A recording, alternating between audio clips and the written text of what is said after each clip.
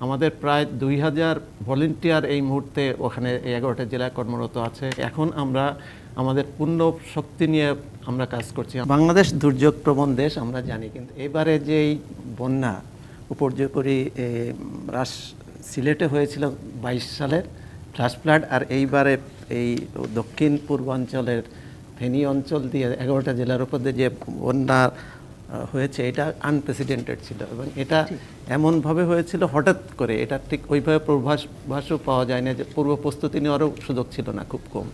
কিন্তু যেহেতু হয়েছে এবং এটা এমনভাবে হয়েছে যে আমাদের প্রায় ৫৬ লক্ষ লোক ক্ষতিগ্রস্ত হয়েছে এবং এর অধিকাংশ গ্রাম বা এমন অঞ্চলে যেখানে পৌঁছানো যাচ্ছে না। এবারে হঠাৎ করে পানিতে এমনভাবে হয়েছে যে উদ্ধার কার্যক্রমে পৌঁছানো যাচ্ছিল না এবং এখনও সেইটা বিদ্যমান আছে অনেকটা। তবে যেহেতু অনেক স্বেচ্ছাসেবী প্রতিষ্ঠান এখন কাজ করছে, আমরা জানি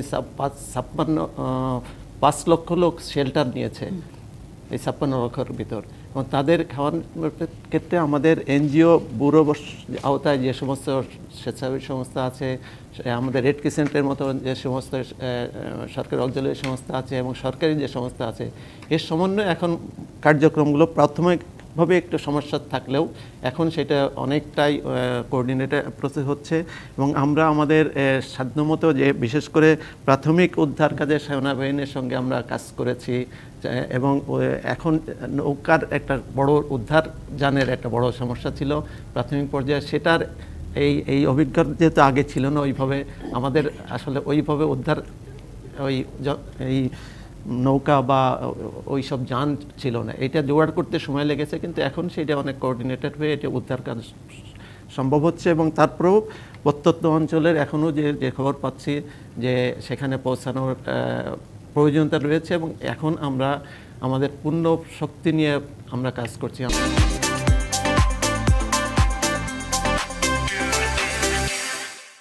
আমাদের বিশেষ করে এখন পানীয় জলের সমস্যা হচ্ছে, সেইটা আমরা আমাদের প্রায় ৭টা মোবাইল পানি বিশুদ্ধকরণ মেশিন বসানো হয়েছে এবং প্রতি ঘন্টায় ১৫০০ লিটারের পানির সরবরাহ দেওয়া হচ্ছে।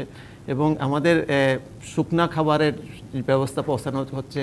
আমাদের প্রায় ২০০০ ভলেন্টিয়ার এই মুহূর্তে ওখানে ১১টা জেলায় কর্মরত আছে, এবং আমাদের যে ইউনিটগুলো আছে তাদের মাধ্যমে এই কার্যক্রমগুলো হচ্ছে। এবং শুকনো দেওয়ার ছাড়াও আমাদের প্রাথমিক চিকিৎসার একটা বড় কার্যক্রম ওখানে চলছে।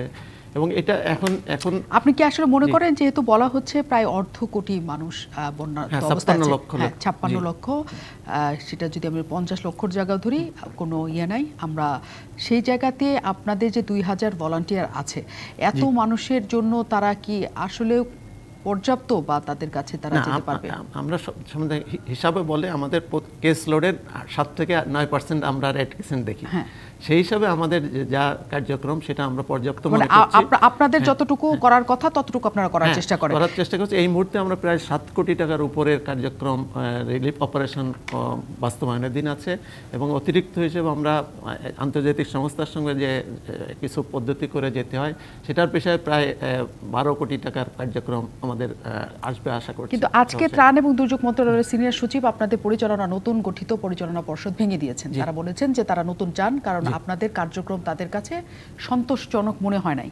আগে যতটা কার্যক্রম সন্তোষজনক মনে হতো, কিন্তু এই বন্যাকে কেন্দ্র করে আপনারা যে কার্যক্রম চালিয়েছেন, আপনাদের বিরুদ্ধে অভিযোগের জায়গা হচ্ছে আপনারা সেই কার্যক্রমটা চালানো নেবেন। আপনাদের তরফ থেকে ঘাটতি কেন ছিল? না, আসলে ছিল কিনা এটা হচ্ছে যে একটা চেঞ্জ হয়েছে। একটা আমাদের একটু বুঝতে হবে যে আমাদের ইউনিটগুলো চেয়ারম্যান হচ্ছে জেলা পরিষদ চেয়ারম্যান প্রতিটা জেলায়, জেলা পরিষদের, এবং সেখানে নতুন একটা কমিটি ছিল। সেই কমিটিগুলো এই পরিবর্তিত পরিস্থিতিতে ওইভাবে কাজ করতে পারে নাই শুরুতে।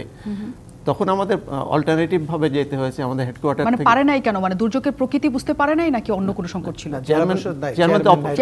চেয়ারম্যান অপসারণ হয়ে গেছে, ইনঅ্যাক্টিভ হয়ে গেছে, কমিটি ইনঅ্যাক্টিভ হয়ে গেছে। যেহেতু ওই আগের কমিটি ছিল, যাদেরকে নতুন এই কাজ করার ওইভাবে সুযোগ ছিল না। মানে দায়িত্বভার পুরোপুরি অর্পিত হয় না, হ্যাঁ, এটা বলতে চাচ্ছেন? নতুন কমিটি এখন যাইতে হবে। তারপরেও আমাদের যেহেতু ভলেন্টিয়ার একটা মূল শক্তি, তাদের দিয়ে আমরা এই এবং হেডকোয়ার্টার থেকে দিয়ে করেছি। কিন্তু আমাদের কার্যক্রম যদি দেখেন, আমাদের পরশুদিনও দেখেন যুগান্তরের প্রধান হেডলাইন ছিল এই ছবি, কিন্তু আমাদেরটাই ছিল। এবং আমাদের কার্যক্রম বিস্তারিত যদি দিই, আমরা দেখেন 7 কোটি টাকার কার্যক্রম মাঠে আছে এবং আমাদের শুকনো খাবার থেকে সহ প্রত্যেকটা ইউনিটে এখন